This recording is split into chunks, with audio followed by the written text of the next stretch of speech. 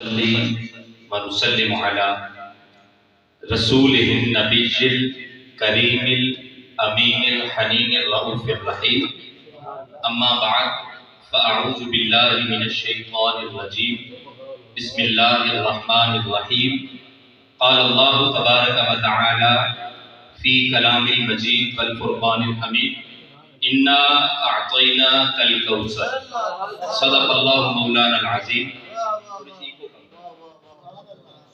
پڑھیے اللہم صلی علی سیدنا و مولانا محمد وعلی آلہ وصحبہ وبارک وسلم. دعا ہے جو بھی اس مجلس میں آیا ہے، پڑھنے والا، پڑھانے والا، سننے والا، سنانے والا، اللہ پاک سب پر اپنی کروڑوں رحمتیں برکتیں نازل فرمائے. میں نے مختصر سی چونکہ حاضری ہے، مختصر سے بھی بلکہ کم ہے، حضرت صاحب کو ہم سننے جا رہے ہیں. 4 سے 5 منٹ میں پیغام ایک آپ کے سامنے رکھ کے اجازت چاہوں. قرآن کریم میں اللہ نے فرمایا اِنَّا أَعْطَيْنَاكَ الْكَوْثَرَ، جس کا سادہ سا مفہوم یہ ہے کہ اے حبیب مکرم نور مجسم شافی محشر صلی اللہ علیہ وسلم، ہم نے آپ کو کوثر عطا کی ہے. کوثر کیا ہے؟ فرمایا سب سے زیادہ جو چیز بھی ہے آپ کو عطا کی ہے.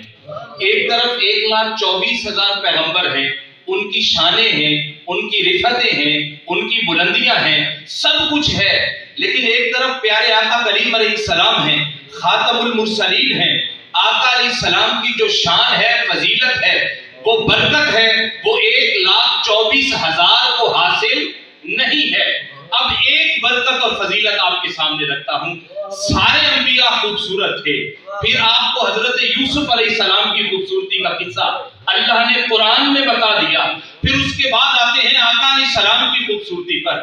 تو سوال یہ پیدا ہوتا ہے اگر اِنَّا أَعْطَيْنَاكَ الْكَوْثَرَ ہے تو پھر حضور کو حسن بھی سارے انبیاء سے زیادہ ملا، حضور کو علم بھی سارے انبیاء سے زیادہ ملنا چاہیے، حضور کو سب کچھ ہر نبی سے زیادہ ملنا چاہیے. آپ نے کہا حضرت یوسف خوبصورت ہیں، قرآن نے بیان کیا ہے. آقا کی خوبصورتی کا عالم یہ ہے کہ اللہ نے فرمایا میری غیرت گوارا نہیں کرتی کہ جو حسن مصطفیٰ ہے وہی تمہارے درمیان لا کے کھڑا کر دوں. مالک اس کی کیا وجہ ہے؟ فرمایا تم نے وہ واقعہ نہیں سنا؟ قرآن میں حضرت موسیٰ مجھے پکار کے کہتے ہیں، گڑ گڑا کر کہتے ہیں مالک تیرا دیدار کرنا چاہتا ہوں. ہے یہ سوال؟ مالک تجھے دیکھنا چاہتا ہوں. اللہ کا جواب آتا ہے لن ترانی، ہرگز موسیٰ میرا دیدار نہیں کر سکتا. اب شرط لگ گئی کوہ طور پہ آنا.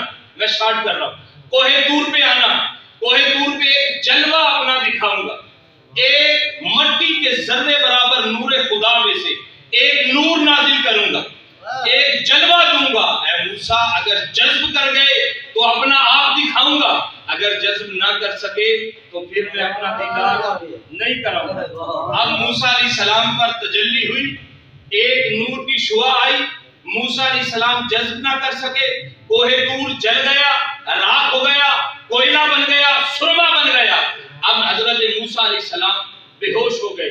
موسیٰ علیہ السلام کو دیکھنے آنے والے جو بھی دیکھنے کے لیے آتا ہے قوم میں سے، بے ہوش موسیٰ کے اندر رب کے نور کی تجلی کا عالم یہ ہے کہ جس کی نظر موسیٰ علیہ السلام پہ پڑتی ہے وہیں پر اس کی آنکھیں نابینا، اس کی آنکھوں کی بصارت چلی جاتی، بینائی چلی جاتی ہے. کیوں؟ وہ اللہ کے نور کو جذب کون کر سکے؟ ابھی تو وہ ایک شعاع ہے. قربان چاہیے آقا کریم علیہ السلام پر. فرمایا وہاں موسیٰ دعا مانگتے ہیں، گڑ گڑاتے ہیں، یہ بھی قرآن ہے. دوسری جگہ فرمایا سبحان الذی اسریٰ بعبدہ لیلا من المسجد الحرام الی المسجد الاقصی الذی بارکنا حولہ لنریہ من آیاتنا. فرمایا موسیٰ دعا کرتے ہیں اپنا آپ دکھا. اللہ کہتا ہے نہیں دکھا سکتا، لن ترانی، ہرگز نہیں دیکھ سکتے. جب اپنے محبوب کی باری آئی تو فرمایا اے جبرائیل جا، آقا آرام فرما ہوں گے، تلیوں کا بوسہ لینا اور بوسہ لے کے کہنا محب اور محبوب کی ملاقات کا وقت ہوا چاہتا ہے، طالب اور مطلوب کی ملاقات کا وقت ہوا چاہتا ہے. یہی مفہوم ہے اِنَّا أَعْطَيْنَاكَ الْكَوْثَرَ کا کہ جو جس کو دیا کم دیا، جب مصطفیٰ کی باری آئی لٹھا دی. سامعین عزیز محتشم، فجر فجر کا وقت ہے، آقا تشریف لے گئے، سامنے دیکھا ایک پڑاؤ نظر آیا قافلے کا، میرے آقا نے فرمایا چلے گئے، لجپال ہیں، لوگوں کی مشکلیں حل کرنے والے ہیں، جی آپ خیریت سے کہاں سے آئے، کہاں جانا ہے؟ قافلے والوں کو کہا ہم مدینہ میں رہنے والے، اگر تمہیں کچھ بھی چاہیے تو ذرا بتاؤ کیا چاہتے ہیں؟ انہوں نے کہا جی ہم امیر ہیں، ماشاءاللہ کھاتے پیتے ہیں، ہم لوگ تاجر لوگ، ہم یہاں سے سامان اٹھاتے ہیں یہاں لے جاتے ہیں، راستے میں جہاں رات ہوتی ہے پڑاؤ کرتے ہیں۔ میرے آقا نے فرمایا ہم اس شہر کے واسی ہیں، تمہیں کچھ بھی چاہیے ہو تو بتاؤ، کھانا پینا رہائش کوئی مشکل، انہوں نے کہا ہماری ساری ضرورتیں پوری ہوتی، ہم کر کے گزرتے چلتے۔ آقا علیہ السلام کی ان کی اونٹ پہ نظر پڑی، جیسے ہی پڑی میرے آقا نے فرمایا یہ اونٹ بیچو گے؟ انہوں نے کہا جی بیچ دیں گے، ہم تو ہیں ہی تاجر، ہمارا کام ہی تجارت ہے۔ آقا نے فرمایا اب آقا کے حسن میں ایسے مستغرق ہوئے ہیں کہ ایک دوڑتا ہوا آیا، جیسے ہی آقا پہ نگاہ پڑی، دوسرے کی پڑی، تیسرے کی، 4-5 بندوں کا ایک مجمع اکٹھا ہو گیا قافلے والوں کا۔ اب آقا کے حسن مصطفیٰ کو دیکھ رہے، وضحا کے چہرے کو دیکھ رہے ہیں، آنکھیں سب کی جمی ہیں۔ حضور فرماتے ہیں بیچو گے؟ جواب ملا بیچیں گے۔ پوچھا کتنے کا بیچو گے؟ کہا جی اتنے کا بیچیں گے۔ میرے آقا نے فرمایا ہمارے مدینہ میں اس نسل کا اونٹ، اس طرح کا اونٹ، اس قد کا اونٹ، اس رنگ کا اونٹ اتنے میں بکتا ہے۔ دوسرا بولا اتنے ہی دے دیجئے۔ میرے آقا نے فرمایا میں اس غرض سے نہیں نکلا کہ تجارت کے لیے جا رہا ہوں، میں تو عام روٹین میں جیسے واک کے لیے صبح نکلتے ہیں، میں تو اس حساب سے نکلا تھا، پیسہ میری جیب میں نہیں، اونٹ کی مہار پکڑاؤ تو لے جاؤں، اگر کہو تو ہمارا سودا ڈن، ابھی اپنے شہر گھر میں جا کے اپنے دوست احباب کو لا کے پیسے تمہارے ہاتھ میں رکھ دیتا ہوں۔ اب تیسرا کہنے لگا آپ مہار پکڑیے۔ حضور نے فرمایا سودا ڈن، اتنے میں مہار پکڑ لوں پکڑ لے، میں جا رہا ہوں پیسے لاؤں گا، جائیے اور لے آئیے۔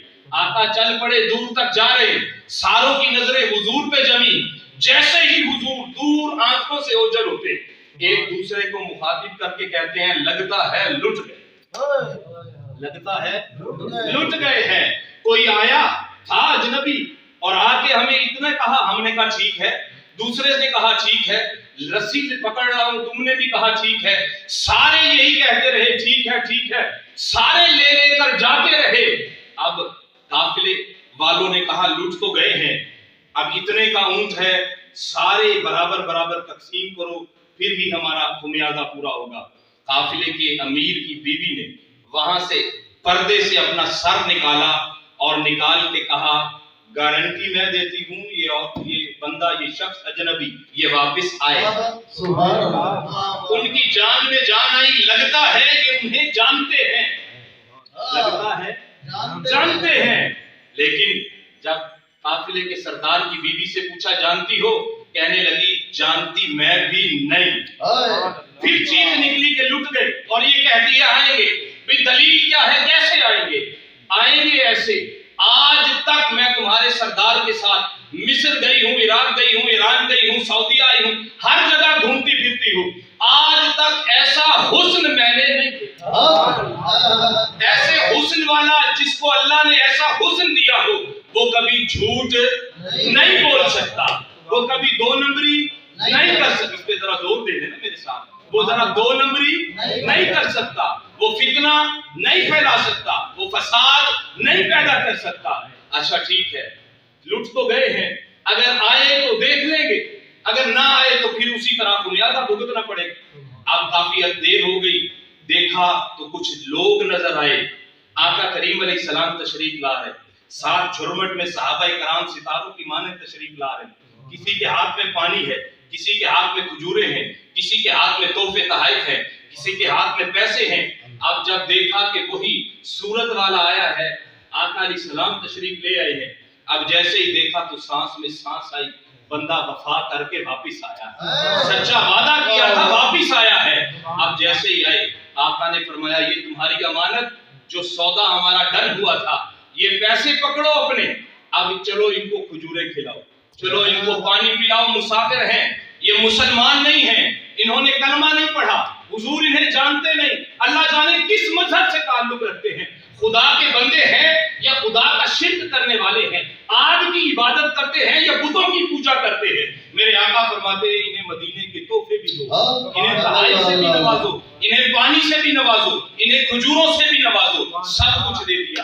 اب کھڑے ہوئے آقا علیہ السلام تشریف لے گئے، ان بندوں نے بلایا اس بستی کا بندہ لے کر آؤ، آ گئے۔ انہوں نے پوچھا یہ شخص جو ایسے ایسے دکھتا ہے، اس کے ساتھ اس کے یار دوست ہوتے ہیں، وہ کون ہے؟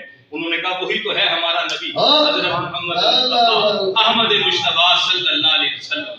اب آخری میسج میں آپ کو دینے جا رہا ہوں۔ ان سب نے پتہ ہے مشترکہ طور پر کیا کہا؟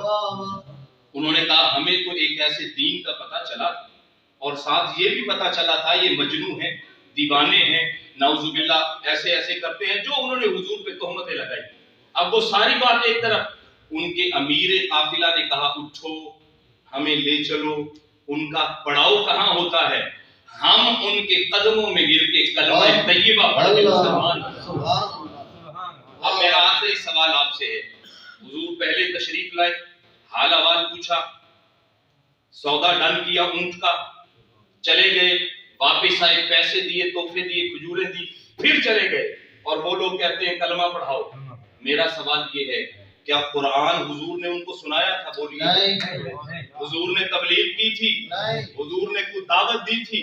حضور نے بتایا میں اللہ کا نبی ہوں؟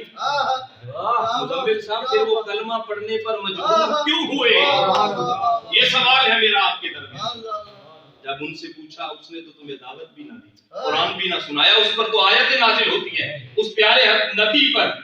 انہوں نے کہا ہمیں اس نبی کے اخلاق نے کلمہ پڑھنے پہ مجبور۔ آؤ دیوانوں پروانوں، آقا کا میلاد اور آقا کا ذکر سننے والوں، پیغام یہ ہے آج کے بعد اپنے اخلاق کو یہاں سے سنوار کے مسجد چلیے۔ اسی کے ساتھ دعوت خطاب دے رہا ہوں ٹائم بچانے کے لیے۔ حضرت علامہ محمد اعجاز ملک صاحب، نائب ناظم دعوت تحریک منہاج القرآن انٹرنیشنل، آپ لاہور سے تشریف لائے، بابا سے بلند ذرا نعرہ لگائیے گا، نعرہ تکبیر، نعرہ تکبیر، نعرہ رسالت، نعرہ خلافت، نعرہ حیدری۔ آپ دیکھ رہے ہیں اپنا یوٹیوب چینل بازم نیت۔ اپنے چینل کو سبسکرائب کریں، بیل آئیکن کو دبائیں تاکہ آنے والی انبیاء علیہ السلام، صحابہ کرام، اہل بیت اطہار اور اولیاء کرام کے حوالے سے معلوماتی ویڈیو بر وقت آپ تک پہنچ سکے۔ چینل بازم نیت کو سبسکرائب کریں۔